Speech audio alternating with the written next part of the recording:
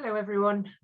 Many of you will have heard about and probably participated in the Love Links Plants project. So here is an update of what we have done and achieved since it started in 2017. It was a partnership project made possible with funding from the Heritage Fund. So how did the project come about? The project came about because the Lincolnshire Naturalists Union herbarium needed rescuing.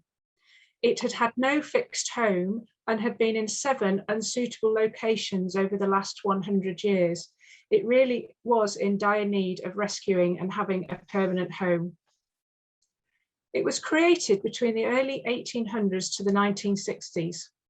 There are approximately 10,000 specimens in this collection in a range of different conditions. Some of them were already mounted, others were pressed but loose in their original newspaper. It's a significant scientific and heritage value. Joseph Banks, who we've already heard about this evening, was well known for his plant collecting around the world. He started botanising in Lincolnshire as a boy. Reverend Woodruff Peacock, he established the herbarium and collected specimens during the 19th century, and then Joan Gibbons did during the 20th century. Historic herbaria have very great scientific value. They're used for scientific study into areas such as plant diversity, environmental change, study of DNA, and plant identification. So what is the Love Links Plants project?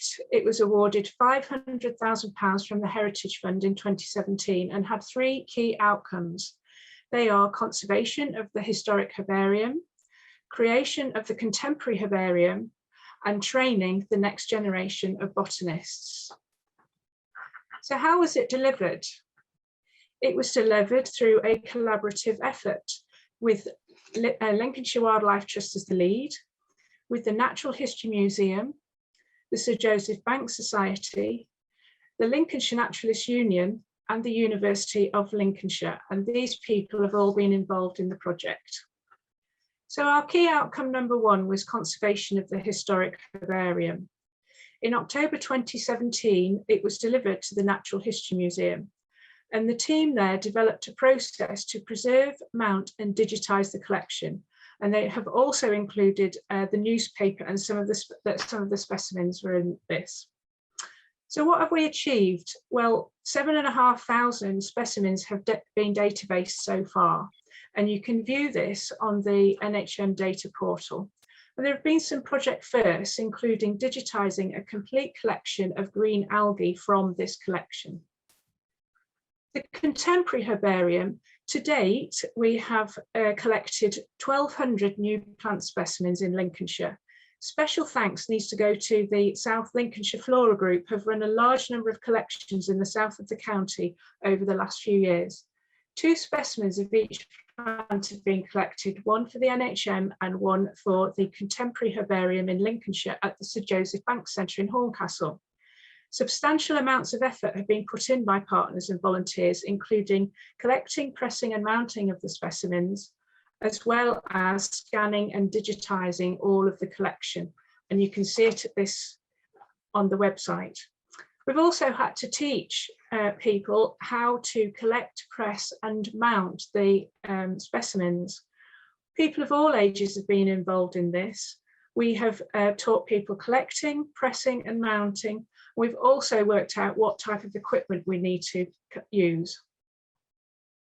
We've been training the next generation of botanists, and there have been a number of residential weekend plant identification workshops, as well as the Lincolnshire Wildlife Trust staff who've assisted with training students at the University of Lincoln. We've trained over 250 people.